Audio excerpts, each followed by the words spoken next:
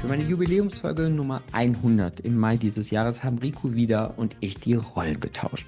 Rico stellt die Fragen, ich bin der Gast in meinem eigenen Podcast. Heute lernst du mich persönlich kennen, nicht den Go-to-Market-Typen, sondern den Menschen dahinter. Deinen potenziellen Partner in Crime, wenn es darum geht, über Founder-led Sales hinaus zu skalieren. Ohne Theoriegelaber und ohne Sales-Theater. Genau deshalb ist diese Episode relevant für GründerInnen, die spüren, ich möchte weiter rasant wachsen, doch mit weniger Trial and Error. Diese Folge, wenn auch auf Englisch, ist persönlich, ehrlich, ungefiltert und vielleicht genau das, was du gerade brauchst. Und nun viel Spaß mit Rico wieder und mit mir, Björn Schäfer. Thanks for having me. I'm super excited. Oh, that's such a great intro. Let me restart with saying congratulations on your 100th episode. That's a huge milestone. How do you feel about it? So first impulse was I'm proud. So it's rare to say for a German-speaking person, at least how I was raised. But I'm super proud, and it feels still surreal after starting this podcast roughly 2 years ago.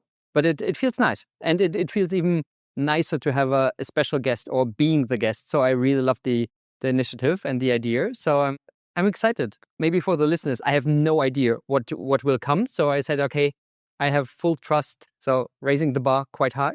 So I have full trust in you, and I'm super excited what will come. Well, let's see what's going to happen today. I'm also very much in a lot of suspense on what's going to happen. I think I was surprised when Björn told me I don't really want to prepare with you, just go with it. So let's see what's going to happen. But I think a lot of people that consume and listen to this podcast on a regular basis, it's very short. It's not like several hours long, so everything's packed into half an hour, and in very great, I have to say, great sort of bits of content, a lot of value, and a lot of people don't know how much effort goes into producing such an episode on a regular basis. So I think 100 episodes is a tremendous effort. So congratulations, and I hope you'll continue doing it because it's a super interesting podcast, especially for our region in Europe. No, I definitely will. So maybe to just jump in. So I was a little bit naive. I think it's kind of comparable to founding your startup or doing something new. So I just jumped into it and said, okay, let's see what comes. So maybe giving some background. The initial impulse come from my social media supporter and strategist, Adina from background, who said, okay, I started 3 years ago, roughly. I invested heavily and strongly, consistently into LinkedIn. And then we were thinking out loud, so how can we enhance and improve the entire content creation part? And she came up and said, okay, look, we could start with a podcast. And I said, okay, yeah. So first few sessions, let's put it there was room for improvement. But what happened already in kind of the first episode is this curiosity, learning from other people, sharing their own experience, double in more nitty-gritty stuff around sales and go-to-market. So that was how I started it, and no intention to stop after the 100th. Yeah, I mean, it's remarkable that you didn't stop. So maybe you can share just very briefly how much effort goes into an episode. Did you underestimate or overestimate the effort? So I have to say, so we kind of streamlined it, I would say. How technology helps a lot. So some month ago, we shifted to Riverside so AI is helping when it comes to show notes, normally the episode you mentioned kind of 30, 35 minutes, some preparation, normally kind of some standard form. So overall, I would say it's quite lean, but it's fun. So it's a healthy balance between hopefully a decent level of quality. So thanks for the benefits or the statement. And of course, there's some production, but I think it's solid and it's a very good investment. Yeah, no, fully agree on the quality side. I from a sales leadership perspective, if you're mainly into your day-to-day, be it with your team or sort of broader with the business, if you're an entrepreneur, you can't really stay on top of everything all the time. So listening on a regular basis to an impulse of what's happening in sales and sort of different tools or so different opinions or sort of practices, it's a great source. So please keep going. I will. Now, let's make a little bit of a shift to you as a person. If you would describe yourself, and I know this is, we're starting with the mean questions. Björn, who are you? Well, that's a big one. So at least in parts, I try to stay the big boy. So kind of playful, curious, not too stubborn, not too serious. On the other hand, I have to say I love structure. I love processes, especially working with early stage companies to bring a little bit structure into the chaos. And the rest, I'm a big fan of three. So playful boy, structured person, and the rest is kind of a sportsman. It helped tremendously. So to get the energy or keep the energy up and running, but also to kind of relax. And sports has been part of my life since I was 6. So well, yeah, let's keep those three, the list of three. Why don't we follow that structure since you introduced it? And I think it's part of your sort of day-to-day business anyway to introduce structure. So when you say you're partially playful, a playful boy, how does that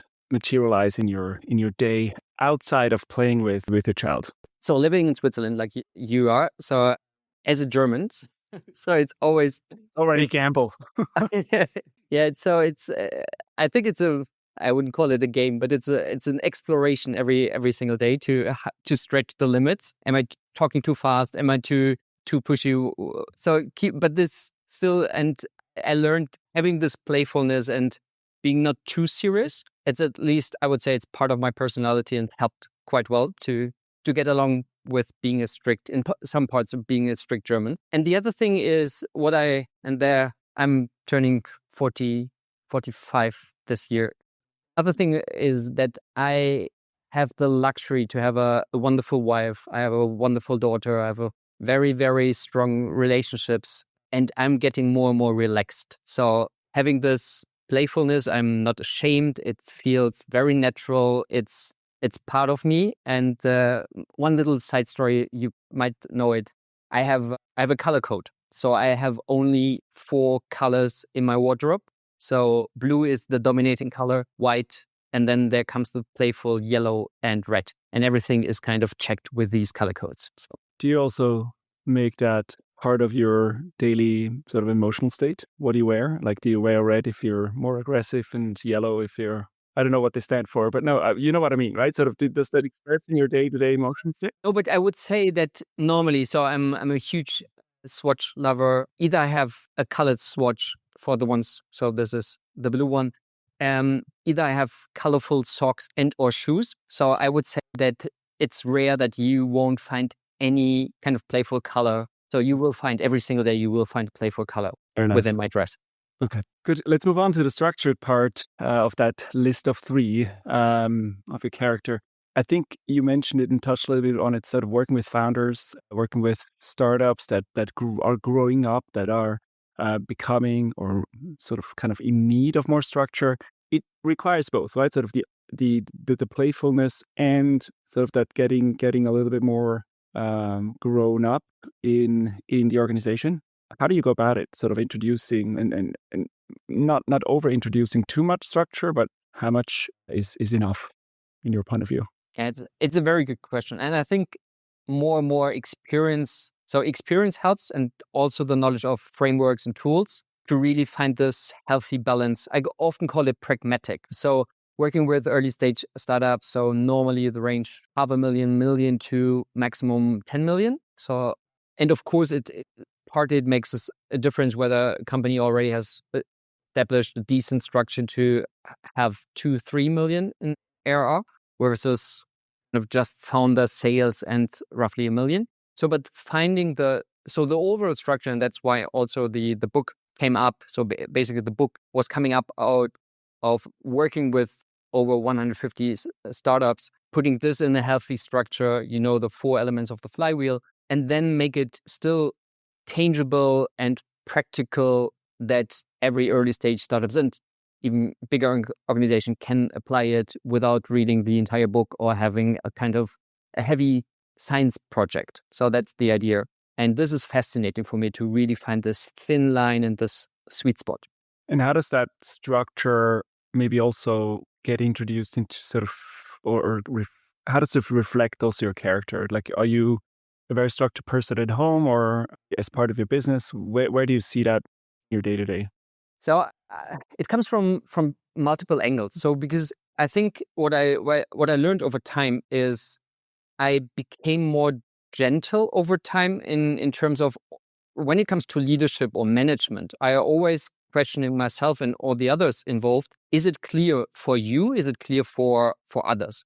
And if it's not clear, it's our responsibility for leaders and managers to provide this clarity. Because I founded 3 companies and rarely worked with classical or within classical organizations, is that I rarely had good or extremely great leaders. And I always was questioning myself, so what can I do to improve leadership? And structure helps, clarity helps. And then consistency to be applied. But structure is the fundamental piece to keep this consistency, but also this clarity, and or to rephrase it in a positive way, to build up this setup for success or the foundation everyone knows about, agrees on, and then can execute in a much easier way. Yeah, I see. I thought you were saying I'm planning my playtime with my child, so in a very German fashion. No. This is a Um, fun story maybe to jump in. So I would say I have a tight schedule on the weekend, but I have some components I have an idea. So sports is on, doing kind of ice bathing in the winter times and etc., or hiking in summertime. But I'm not really obsessively getting this streamlined optimization on the weekends. Yeah, that's good. I mean, you mentioned consistency before. Let's move on also to the sports part, where consistency and discipline is basically key. How do you incorporate that into your day to day? I assume you train quite a bit. So personally, yes, I have this kind of funny Udli challenge. So Udli, every single week I at least climb once or run to. Well, for the Uetliberg. listeners, Uetliberg is the house hill or house mountain of the city of Zurich. Yeah, that's a funny. Keep going. I would say the Swiss people call it a hill, or the other people around the world without living in the mountainside or near the mountain. Definitely high and steep enough that you get out of breath for sure. So yes, Yeah. not a hill. No, it's more than 400 meters in height. Again, so just to give you a little bit perspective. So this is kind of set, and then there are some other routines. So I have a daily 8-minute personal Tabata. So some little elements, nothing super fancy, but some routine and consistency. Now, to basically build a little bit of a bridge over to sales and go to market and sort of your daily business, I wanted to ask you, where did it all get started? Or maybe even further in the past, what was your first job? Actually, the first job I can recall was at the age of 14 or 15. I was working in a kind of, during the summer holidays, I was working in a manufacturing company. I had to kind of some heavy goods, and I was packing and relocating them, and was kind of classic. Yeah, Like a what summer you job? do on some holidays. And the first, and I think that's very vivid as of now, is so I had this kind of worker, been there for years, and I was super motivated, and that person said, okay, relax, so don't so keep it slow, because you ruin my rhythm. Exactly. Don't make No, everybody else no. look bad. Exactly. So I thought, okay, so physical work, it's not my cup of tea.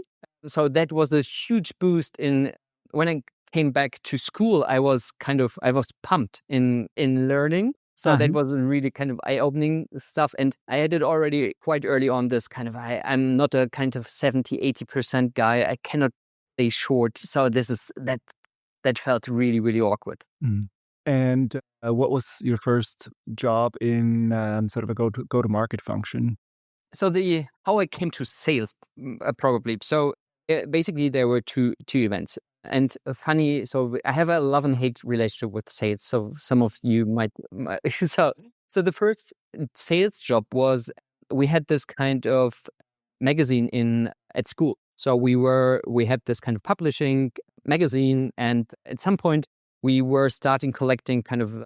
We were selling advertisement for local shops, and there was a tipping point when I did so well that we have to enlarge the magazine, Oh, because nice. we couldn't fit in all the advertisement. So that was the first time that I realized, okay, hold on, that's kind of somehow natural. And at first it was kind of highly uncomfortable. Second thing, and this is another funny story, is I've been one of the, I would say, the worst soldiers in German history. So I've been in Karlsruhe and I took the wrong tram back then. And I passed by a very tiny mobile operator store. Back in the day, it was called Fiat Intercom, now O2. And I was so bored out of military service, and still back in the day, I was forced to attend, that I applied in parallel. So because I had free time at roughly 3 p.m. and I got accepted. So it was in the late 90s where everyone was waving with a kind of identity card, getting a mobile contract. I was selling mobile phones and contracts for, I think, 3 months without having a mobile phone.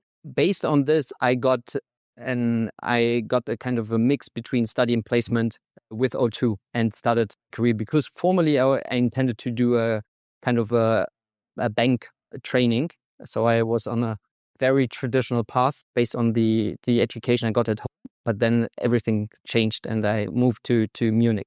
So and that was still sort of at a very young age when you were selling mobile phone subscriptions or SIM So cards. that was 18, right? after straight love after A levels. Yeah. Do you remember what drove you at it? Like, not really a sales question, right? So you selling every day, making commission, I guess. Like, what was the thing that although you sort of had a love-hate relationship, what kept you going? What was the intrinsic motivation or extensive motivation for it?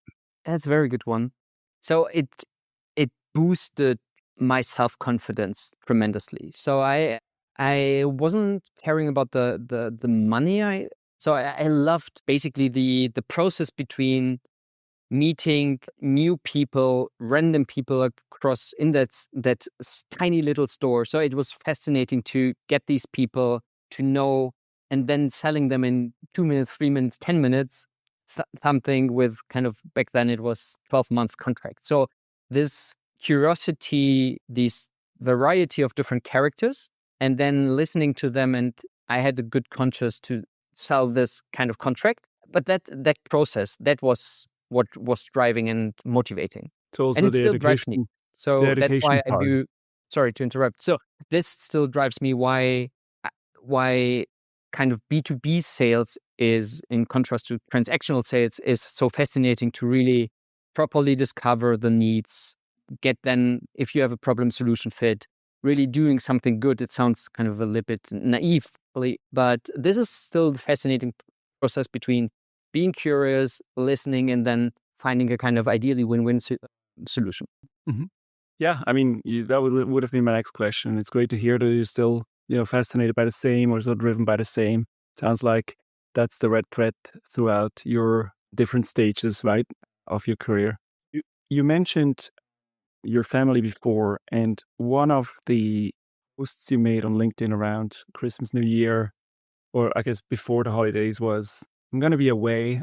Actually, it was a very good hook. It started with, I'm quitting LinkedIn. So everybody's like, what? Can't be. Björn is quitting LinkedIn. But of course, that was just to get more attention, which is guilty. Kind of needed, right? But you did. Yeah, you were quitting LinkedIn for a few weeks as you shut off social media. And I have a feeling, sort of knowing you do that quite often, not necessarily this shutting off, but rather taking your breaks, recharging. And I'm pretty sure your family is sort of also beneficiary of that. How do you decide when to recharge, and what would be your recommendation for everyone? How often we should do it, and and with what approach? Yeah. So to be absolutely frank, I wasn't in a good place in December at all. So objectively looking at, everything was fine. So record year in revenue, great clients, great success, first book published, nice development in podcast downloads. So everything was fine, but I was tired. I was realizing that I would say I was on the edge of getting a burnout, in terms of I was present, but I wasn't. I spent time with great friends, but I wasn't present. I didn't properly care about people in the way I want to engage and be present. So this was kind of a very serious warning. And I said, okay, this is not not good at all. So, and then I'm a big fan of drastic measures, and I meant it in terms of quitting LinkedIn. I think it was 15, 16 days, and I never came back. And it was marvelous. It was really, really good. So, and the other thing I realized during the break 2 years ago, I started doing prayer run. And it's one of the most intense, but also rewarding and relaxing times I've ever experienced, because it's this, and partly I just walk fast or hike fast. So it's not just that I'm in that regard, I'm not looking at the watch, but it's this combination between activity, fresh air, nature, scenery that helped me, even with 1-2 hours, do this relaxation. And if you ask me to pass over any kind of advice, I think it's being kind of this consciousness and awareness that don't have your full capacity in terms of energy. And I know it's super, super hard for everyone, especially with family and young kids. But it's that with the awareness, and then find something which brings you, ideally in a short way of time, this kind of relaxation, or at least where you have this intense feeling of, whoa, this is helping me. And it can be everything. Can be meditation, can be sports, can be, some people read, but to try to find and navigate through in these intense times to find some activities and or time to relax and recover. Do you also have that sometimes when I go on vacation, just for 1 week, I come back and I still, like, throughout the week, I'm still thinking about business there. But if I take more than a week off, I feel like after the 10th day, it's really, I'm really starting to forget stuff, and I'm worried that I won't remember when I get a return, right? So before I go on vacation, I write down sort of the most important things that are still on my mind. But, it's usually the second week that really shuts everything off, and where you can really relax. Yeah. Do you experience that as similarly? Yeah, that's the tricky part, because so one of the key learnings working with early stage startup and my clients is that consistency working on a weekly level is a true game changer.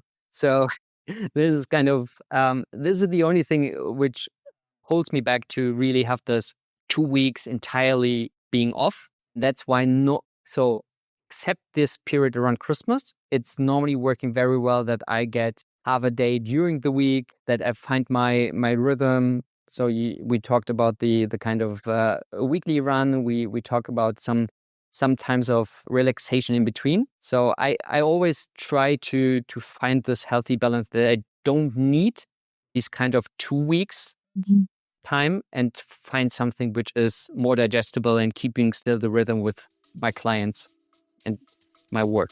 Very good. So we'll see how this goes this year.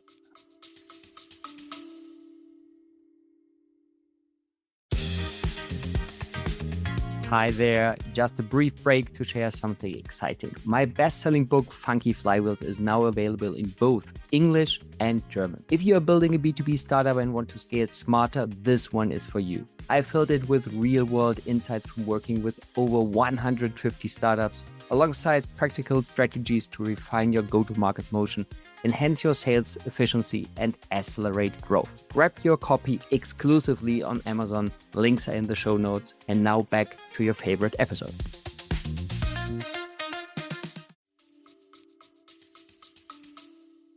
Yeah. Now you have your book came out last year, and you are also talking about the release of the English version, right? So flipping around, like, I'm looking after my family and my kids, like, what drove you? How crazy are you to start writing a book? I'm pretty sure that didn't eat into your business hours, but rather into family time. How did that go? No, actually it didn't. So that was the It didn't? no. What did you do? No. In So your weekly run? so that was part of the deal with my wife. So there was very rarely an interference or a conflict with family time, but actually I blocked tremendous amount of work or working hours for the book. Okay. So, but that's on a practical level. So maybe just one sharing. So, and I'm hearing it from a lot of authors. So at first I was thinking, okay, it's 220 pages divided by X amount of time, good to go. And it's not happening like it. So I had a really tough time, or to rephrase it in a positive way, the learning curve exponentially grew during writing this book. in terms of how to structure my day. And what I came up with, I needed 4 hours of uninterrupted work to get coffee or two, but don't have this kind of being stressed after 90 minutes or 120 minutes to jump into the next meeting. So that helped. But to answer your bigger question, I have a decent study degree. So officially I have a master, but I never felt that I have proper education. So there was a time where I was thinking an MBA. Then some of my friends, they did a PhD, and I always was curious to especially turn sales and go-to-market into something digestible, but still have this building up structures, frameworks, etc. And then I came up with this 4-element flywheel, and naively I thought, okay, let's write a book about it. So I got some good timing with a publishing house, got support there. And then I just had 4 pages, 7 pages, or something like that. So as a lot of founders, it was great that I didn't scope or wasn't able to scope the entire, so what am I doing? Then I kind of kept on working, had half time, passed it over, and then finished it after roughly 4 months. And the motivation behind that, I would say curiosity and this kind of hunger, also working a little bit more on frameworks. And the other thing, I want to write this book to give something back to the ecosystem in the German-speaking area, because I would have loved reading this book when I was starting my first companies. I would have loved to pass it over 10 years ago. And so far, the feedback is nice to see people working with it, reading it through, finishing it. So I think it's rare for any kind of business book that people read it from the beginning till the end. Yeah, no, it was I have to say it's a great book, and I think when it launched in German, my LinkedIn was flooded with people posting about it. So yeah, it was you had a moment there it was almost like DeepSeek this earlier this year when everybody just talked about that thing, right? So you got popular and trendy for that launch. That was really good. Yeah, I got lucky. So I had a huge support from the community and the ecosystem. Yeah. So thanks again, guys. I agree. Good. I got one question that you've asked somebody else in some of the episodes that preceded this one, and I thought it actually is a really good question. What are you proud of? See, you're asking these other people. Now you have to answer them. Yeah. No, I knew that it will backfire at some point. No, it's a great question, Rico. Thanks. So actually, there are some parts I'm actually proud of. So, but the first thing pops into my mind. So I always wanted to master a dedicated field of expertise, and diving into looking at how to again structure and kind of find some frameworks to a little bit more guidance or a little bit more pillars into how to orchestra go to market. I would say that I'm proud at the current stage where I am, with 2 books, decent authority, working with amazing founders. Can't hear you anymore, Björn. Just said that, Can you hear me? Oh, I pushed the wrong button. Let's leave that in. Damn. Okay, let's. Who's the lady? Who's the person that supports you to make this podcast happen? It's Dina. Dina, I'm Thank you, sorry, I Dina. pushed the wrong button. He pushed the wrong button. Please leave that in. That would be splendid. Right. I think you can be proud of where you're at. I think if I think of a situation where you have a startup making the switch from founder sales into getting sort of that translated over, the knowledge getting over, like you always pop into my mind. We've talked a lot of things around go-to-market one-on-one and also with larger groups, and it's always great having you being part of that conversation. So I definitely think you are in the right spot where you are right now. And that's very kind of you. Yeah. Seriously, it means a lot. So, but I think there's I don't have the book here on my shelf, but there's this book that says like, if what got you here won't get you where you need to go. So asking that second question you always ask everyone at the end is what do you want to learn? Where do you want to get better, either personal or business side of your life, coming over the next couple of months? So I do it like a lot of my guests. So I do it on a personal and a professional note. So one thing on personal, and we touched it already. So being aware and healthy is kind of a constant, I wouldn't call it a fight. It's a kind of a constant challenge. So, but keep this awareness and also apply actions to it. That's on the personal level. And on a business level, now I think some of you know that Q2 is coming up, and I play a lot with Gen AI agents, products, coaching, you name it, to kind of leverage the knowledge and explore new formats in addition to the current ones. Wonderful. Well, I wish you all the best with that, both on a personal and a business level. And would like to congratulate you again on the 100th episode of this podcast. I hope there's still many, many to come. I'm usually showing up when you have to celebrate something. So I hope you're going to have some other drinking event to celebrate the English version of the book or something else that's coming up. So looking forward to that. Yeah. So thanks again for facilitating this great episode. So that was fun, and I feel honored that we've met. Maybe the last funny story how we met, because I messed up like the clicking the wrong button. So I was coming late. We have never met before. So you were kind of, I would say, hard to crack for a reason, and I had to leave early, and somehow we managed that, or you gave me a second chance, and I'm super, super grateful that you were overcoming that first impression you can't change. So I'm truly thankful having you here in Zurich and in this episode. Likewise, and you're a great guy, great character, and you made it up during that first conversation. So it was definitely easy to continue both on a personal and a professional level. All right. So, thanks a lot, Rico. Yeah, that was fun. Björn. Thanks, Thank everyone. you. Bye-bye. Speak soon. Thank you very much for tuning in. Each week, I have the pleasure of engaging with exceptional founders, industry experts, and investors to discuss the ups and downs of early stage growth. I primarily focus on B2B and Gen AI startups progressing from 1 million to 10 million ARR. We share valuable lessons and best practices for scaling quickly and efficiently.